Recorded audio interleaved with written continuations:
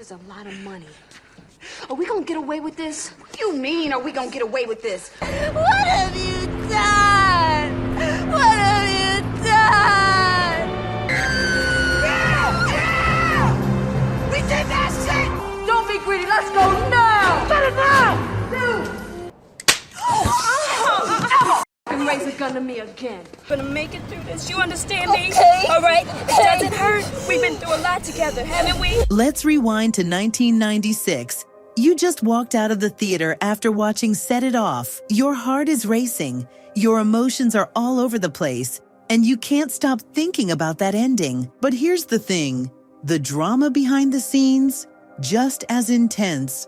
We're breaking down 17 jaw-dropping facts you probably never knew about Set It Off. And trust me, you're gonna wanna stick around till the end for a bonus fact that'll make you see this movie in a whole new light. Let's get into it. Number 17. The bank heist scenes were shot in real banks. No, get some more money. No, don't be greedy, let's go now. Yep, those bank robbery scenes, they were filmed in actual Los Angeles banks after hours.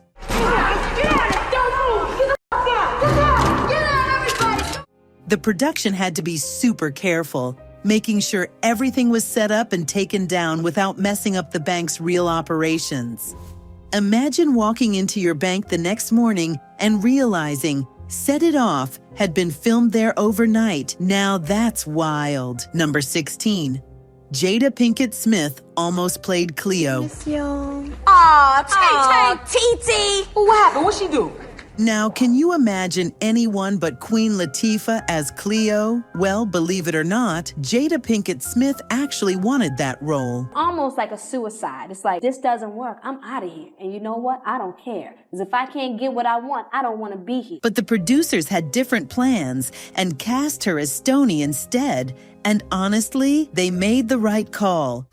You know, every time we get high, you start looking like Sugar Bear. Jada brought so much heart and emotion to Stoney, while Queen Latifah made Cleo one of the most unforgettable characters in movie history. Sometimes, things just fall into place perfectly. Number 15. The movie was filmed in just 39 days.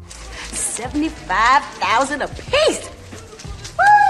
You'd think a movie this good took months to film, right? Nope, they knocked it out in just 39 days on a tight $9 million budget. That's how it works. This is your family for a month or so. For comparison, big Hollywood movies usually take twice as long with 10 times the budget. But Set It Off proved that when you've got an amazing cast, a great director, and a powerful story, you don't need a huge budget to make a classic. You're on the clock, and a lot has to be done in a very small amount of time by a lot of people. And with over $41 million at the box office, yeah, this film was a major success. Number 14, Dr. Dres' first acting role.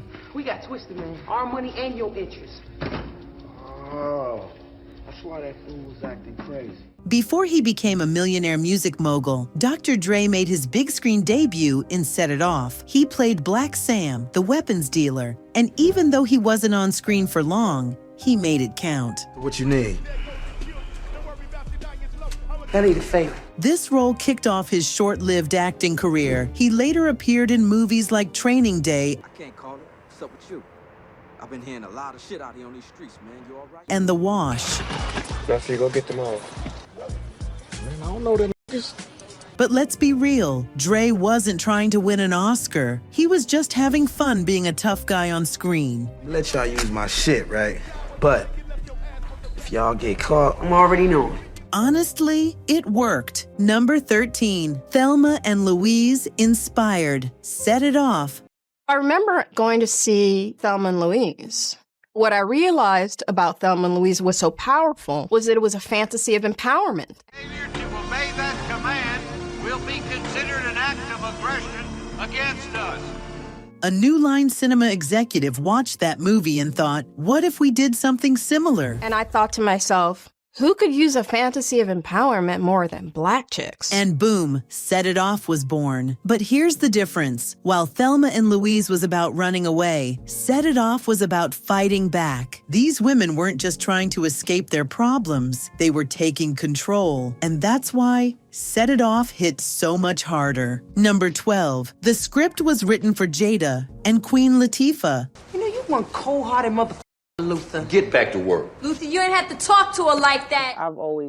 That's, a plateau for me. I want to do a movie with Jada Pinkett. Believe it or not, the writer Takashi Bufford wrote the script with Jada Pinkett Smith and Queen Latifah in mind before he had even met them. He pitched the script 3 times before New Line Cinema finally said yes. And when the studio got involved, they expanded on why the women turned to crime, making their stories even more emotional and relatable. Number 11. Will Smith helped Vivica A. Fox land her role. And that's all it is, Stony.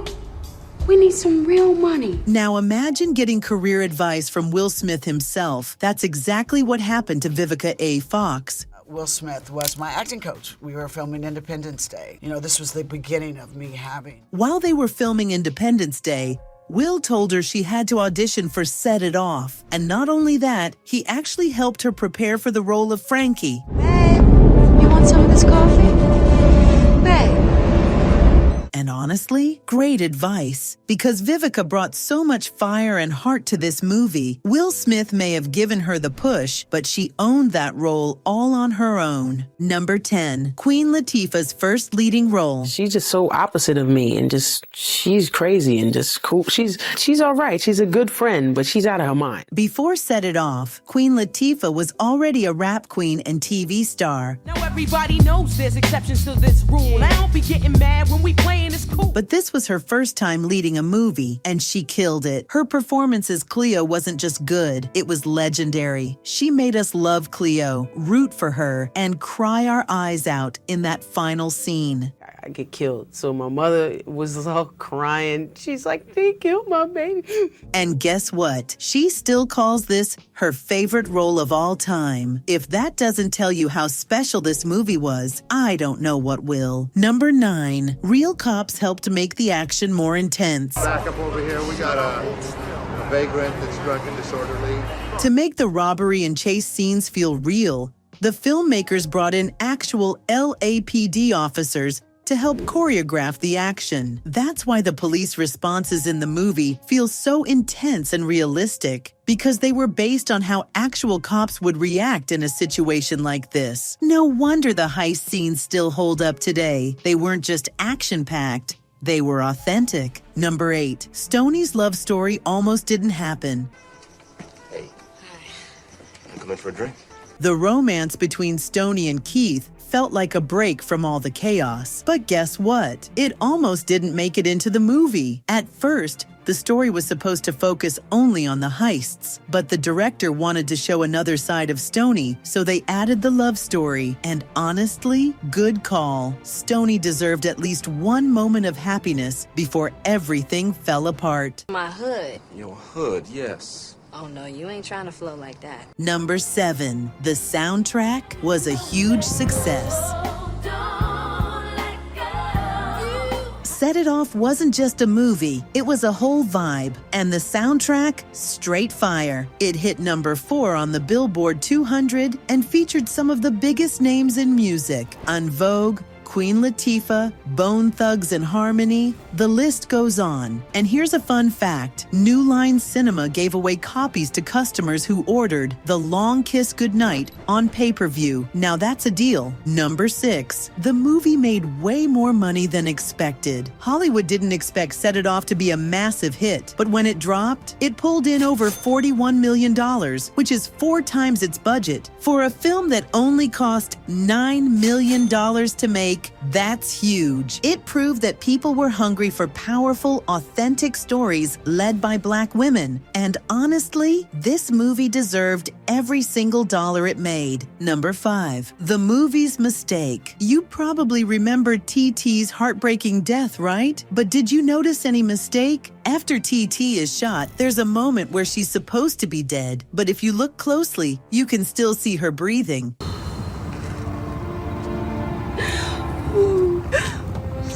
Yep, it's a full-on movie mistake. But honestly, the scene is so emotional, most people don't even notice. Until now. Number 4. The script was constantly changing on set. Making Set It Off wasn't just about following a script, it was a real team effort. The cast and director were constantly rewriting scenes, throwing out pages every day to make sure everything felt real and natural. Going somewhere, but I knew it was over.